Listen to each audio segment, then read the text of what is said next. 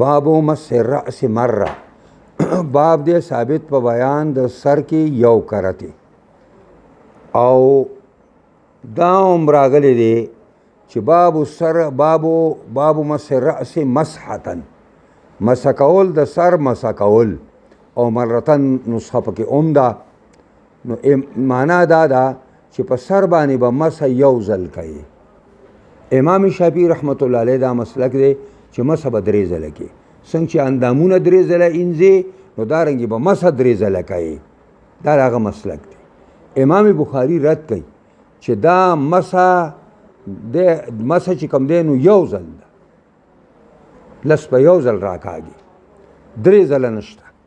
حدثنا سليمان بن حرب قال حدثنا أوهيب قال حدثنا عمرو بن يحيى عن أبيه قال شهدت عمرو بن أبي حسن سأل عبد الله بن زيد وإذا حاضر شوی وما عمرو بن أبي حسن ته چې د تپوسو کو د عبد الله بن زید صحابینا انصارینا عن وضوء النبي صلی الله علیه وسلم او دست پیغمبر چې ما تا د پیغمبر خدا صلی الله علیه وسلم او دست په منګه ته اوخای. نو فدعا بتور راوی غوښته یو لوښی د زیړو نه ساز لوښی دی یا د لرګي نه، هغې راوغوښته د اوبو مما عند اوبو فتوضع لهما. نو دې ملګرو ته اودس وکړو. صحابو کې عملی علمو چې دا یې نه کول چې دا یې داسې وکړو داسې وکړو، نه ویل ګوره زه دغسې وکړو چې زه درته څنګه کوم. نو فکفأه علی یدیه اوبې راوړل په خپل لاسونو باندې فغسلهما ثلاثه نو درې ځلې ووینځل. ثم ادخل یده فی الاناء بیا دننه که لاس په لوښي کې نو په مزمزه او استنشق وستن سره اوبې خولې ته واچولې او بیا یې پوزې ته اوبه واچولې او بیا راسون کړې درې ځله بثلاثه غرفات من ماء په درې موټو باندې د اوبو نه چې غرفه بیدین شي نو لپه ده او چې غرفه بیدین واحدین شي نو بیا موټی دی. ثم ادخل یده فی الاناء بیا دننه که خپل لاس په لوښي کې فغسل وجهه ثلاثه مخې درې ځله وینځه. ثم ادخل یده فی الاناء بیا لاس دننه که په لوښي کې فغسل یدیه الی المرفقین مرتين بیا غسل وکړو ووینځل لاسونه مرفقینو پورې دوه کرته. ثم ادخل یده فی الاناء بیا دننه که خپل لاس په لوښي کې په مسح برأسه نو مسح یې وکړه په سر باندې فاقبل بیدیه او ادبر بهما بیا دا لاسونه په اقبل بهما معنا دا ده چې دا لاسونه مخې ته کېښودل او شا طرف ته یې راوستل و ادبر او بیا یې په دې باندې ادبار وکړو شا ته یې کېښودل او مخې ته یې راوستو. ثم ادخل یده فی الاناء بیا لاس یې په لوښي کې دننه کړه فغسل رجلیه دواړه خپې وینځلې. حدثنا موسى قال حدثنا أوهيب وقال مسح برأسه مره. پر دویم روایت کې او پر دویم سند کې چې کوم اوهیب بیان وکړو نو مسح برأسه مره مسح وکړه په سر باندې یو کرته. او دغه زموږ ترجمه الباب دی. باب وضوء الرجل مع امرأته وفضل وضوء المرأة. امام بخاری باب دی اودس کول د سړي د خپلې ښځې سره چې ښځه او خاوند دواړه ناست او د یو لوښي نه اودس کوي. دا څنګه دی؟ او وفضل وضوء المرأة او دارنګې زیاتی اوبه چې د ښځې نه پاتې شي. بعضې خلک وایي چې ښځه احتیاط نه کوي نو د ښځې زیاتي اوبو باندې به ته غسل نه کې اودس به پرې نه کې. نو امام بخاري پای رد کوي نه په هغې باندې هم کولی شي. وتوضع عمر رضی الله عنه بالحمیم او اودس کړی حضرت عمر خلیفه په ګرمو اوبو باندې. نو دا ځان له یو اثر دی چې په ګرمو اوبو باندې سړی اودس کولی شي. بعضې خلک به دا وایي چې دې ته اور رسېدلی دی نو په کار دا چې پرې سړی اودس نه کوي. دی وایي نه او من بیت نصرانیت چې ووي نو دا دوه آثار دي دواړه. او اودس یې کړی و د کور د یو پیرنګۍ نه، د پیرنګۍ د کور نه ولې اوبه راویستې شوې او په هغې اودس وکړو. نو دا رد دی په هغه چا باندې چې هغې وایي چې د هغې جوټه چې کوم دی پلیته ده. نو که شراب یې پر هغه وخت څکلي نو بیا خو بس خبره ده، او که شراب یې نه څکلي د انسان خوله پلیته نه ده. او دا یو ستاسو پرې نقطو کې ویلي دي چې په بعضو کې واو نه وي نو بالحمیم من بیت النصرانیه په ګرمو اوبو باندې چې دا ګرمې اوبه راګېستې شوې وي د کور د یو پیرنګۍ نه. حدثنا عبد الله بن يوسف قال حدثنا مالك النافع عن ابن عمر انه قال كان الرجال والنساء يتوضؤون في زمان رسول الله صلى الله عليه وسلم جميعا و سړي او ښځې اودسونه به کوله په زمانه د رسول الله صلی الله علیه وسلم کې ټولو په یو ځای باندې. نو دې دا معنا هم ده چې زنانه سړو به اودسونه وکړه او به لاړل بیا به ښځې رالې اودسونه به یې وکړه په هغه ځای باندې. او دا هم ده چې دا سړي او ښځې محرمان دي په خپل کور کې نو په یو ځای باندې اودس هم کولی شي یا خو هغه خبره نشته. باب صب النبي صلی الله علیه وسلم وضوءه علی المغمى علیه. امام بخاری باب دی راړول د پیغمبر خدا خپلې د اودس اوبه وضو په فتحې سره علی المغمى علیه په هغه کس باندې چې په هغه بیهوشي راغلی وه. اوس روایت کې به راشي چې چا باندې اړولې وه. حدثنا ابو الوليد قال حدثنا شعبة عن محمد بن المنكدر قال سمعت جابرا يقول جاء رسول الله صلى الله عليه وسلم يعودني. جابر رضی اللہ عنہ آئی نبی علیہ السلام زمانه ته پوس سپار راغی وانا مریض ز بیمارم لا عاقلو او بے ہوش ما فتوضع او د سیوکو وصب علی من وضوئه او د خپل اوبو د اودس نه په مارا واړولې.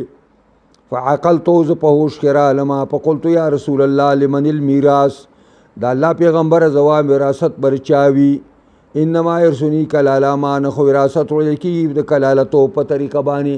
کلاله دې ته وایي چې نه اصول لري او نه فروع لري، نه مور او پلاري اصول دې ته وایي او نه بچي وي نو مانو په دې طریقه وایي کېږي. فنزلت آیت الفرائض نو آیات د فرائض سوره بقره کې نازل شولو او تفصیل یې وکړه چې د پلار دونه دي او د مور دومره دي او د لور دونه دي او زوی دومره دي دا ټول یې تقسیم وکړو. باب الغسل والوضوء في المخزب والقدح والخشب والخشب والحجاره.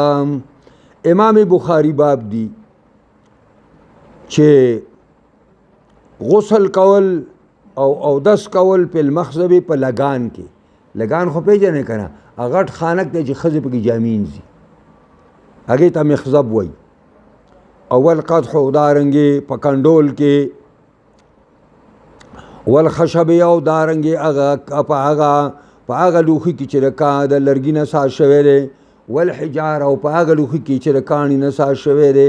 په دې ټولو لوښو کې د هر لوښي نه ته چې کوم دی او دس کولی شي او غسل کولی شي. دا معنا ده په لوښو کې څه تخصیص نشته خو چې پاک. حدثنا عبد الله ابن نمير سمع عبد الله ابن بكر حدثنا حميد عن انس قال حضرت الصلاه واي انس رضی الله عنه موز حاضر شو فقام من كان قريب الدار الى اهله نو پورته شا غسو کو چې نږدې کور والو الى اهله خپل اهل تور پورته شو چې چا کور لاندو هغه خپل کور ته لاړو خپل بچو خواله ورغې. وبقي قوم باقي پاتې شو داسې کسان چې داږي کورونه نږدې نه وو. نو په اوتي رسول الله صلی الله علیه وسلم بمخزب نبی علیه الصلاة والسلام ته راوړلی شو یو لګان من حجارت د کاڼي نه سازو فیه ماء پای کې اوبه وې. نو فصغر المخزب دا مخزب دا لوښی د اوبو دا تنګو د دې نه یبسط فیه کفه چې خپل ورغوی پکې خور کي. نو دا ګوتې راټولې کړې داسې دا ګوتې داسې کړې او به یې پکې داسې کېښودې. فتوضأ القوم كلهم او دسو کو دا څونه کسان چې دالته وو. قلنا ما تپوس وکړه د استاذ نه چې کم کنتم څونه وی تاسو؟ قال 80 وزیاده منګه اتیاو یا څه د بره اتیاو. حدثنا محمد بن العلاء قال حدثنا ابو اسامه عن بريد عن ابي برده عن ابي موسى ان النبي صلى الله عليه وسلم دعا بقدح راو غخت پیغمبر خدا یو لوښی د اوبو فیه ماء پای کې اوبه وې. فغسل یدیه ووجهه نو وینځ خپل لاسونه او خپل مخ لره فیه په دغه لوښي کې ومج فیه او په هغه لوښي کې توک وکړه. توک پېژنې که نه داسې چلې وکړه. دا په څه لپاره وکړه دا کوی ته چې اچو لاګدي. حدثنا احمد بن يونس قال حدثنا عبد العزيز بن سلمة قال حدثنا عمرو بن يحيى عن أبيه عن عبد الله بن زيد قال اتى النبي صلى الله عليه وسلم فاخرجنا له معا راغه منغتا نبی کری راغه نبی علیہ السلام رويست منغ در پارا وبو په یو لوخي کې من سپرین د زیړو نه سازو فتوزع او د سپکه وکړه فغسل وجهه ثلاثه مخوینځ درې ځله يد ويديه ولسونه منزل مرتين دو کرتا ومسح براسي ومسح وکړه په سر باندې فاقبل به وادبر وغسل رجليه. حدثنا ابو اليمان قال اخبرنا شعيب عن الزهري قال اخبرني عبيد الله بن عبد الله بن عتبة ان عائشة قالت لما سقل النبي صلى الله عليه وسلم کله چې نبی علیہ السلام درون باره شو او واشتد به وجعه او زیاد سخت په پیغمبر خو باندې درد ده نو استاذن ازواجه اجازت اوخته خپل بیبیانو ته ویلي چې او بیبیانو که تاسو غواړئ نو زبا د عایشې په کور کې دا ورځې د بیمارۍ تېرې کم په دې خبره کې پی ان یمر رضا پی بیتی چې دا د بیمارۍ ورځې تېرې کړي زما په کور کې نو فاذن له ټول بیبیانو ورته اجازه وکړه چې ته خوشحاله ډېره ښځه موږ درته اجازت دی.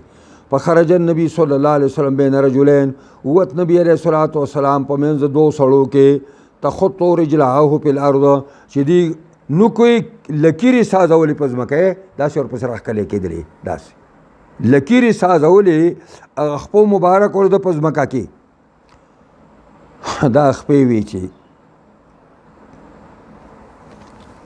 تبوک تم په تلې طائف تم په پیدا تلې او اوس په ځمکه باندې راښکلې کېږي تدری دغه چې وایي نو په ځمکه باندې بین عباس ورجل آخر عائشة وایي او عباس یو بل سړی قال عبید الله وایي فاخبرته عبد الله ابن عباس عبید الله وایي ما عبد الله بن عباس خبر ورکړ چې عائشة داسې وایي چې دوه سړي یو عباس او بل سړي نوم یې وانخیسته فقال تدري من الرجل الاخر وایي ما ته عبد الله بن عباس ویل چې پوهېږې دا دویم سړی څوک و قلت لا عبید الله وایي ما ورته زه نه پوهېږم قال هو علي بن ابي طالب دا دنه خپه وکړه د نوم نه علي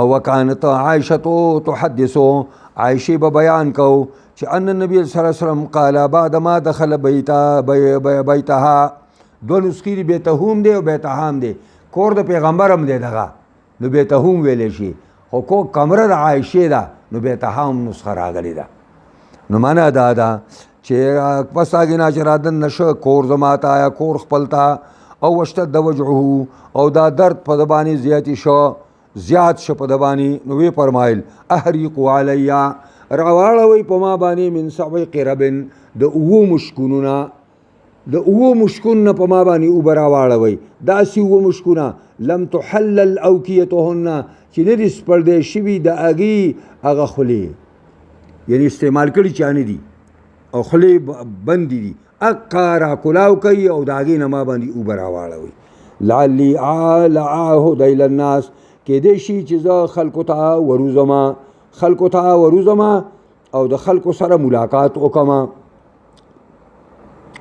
عهد الیه معنی اوصیه کېدی شي چې زه خلکو ته وصیت وکړم عهدو په معنی د وصیت دی عهد الیه وصیت وکړم خلکو ته واجلس فی مخزب لخبستا زوج النبی صلی الله علیه وسلم او کېنولی شي نبی علیہ السلام په هغه لګان کې چې هغه د حبسې بیبي د پیغمبر خدا او هغه لګان ثم تفقنا بیا شروع شو مونږه نصب علیه تلکا چې راړو مونږه د باندې دغه مشکونونه حتی تفقا حتی چې پیغمبر شروع شو یشیرو الینا مونږ ته اشاره کوي چې دا چل راته کوي بس ان قد فعلتن چې یقینا تاسو خپل کار وکړو ثم خرج الى الناس بیا اوتلو خلکو ته بس په کومه پرې ځوان یو جنازې لازم نو زر مېرته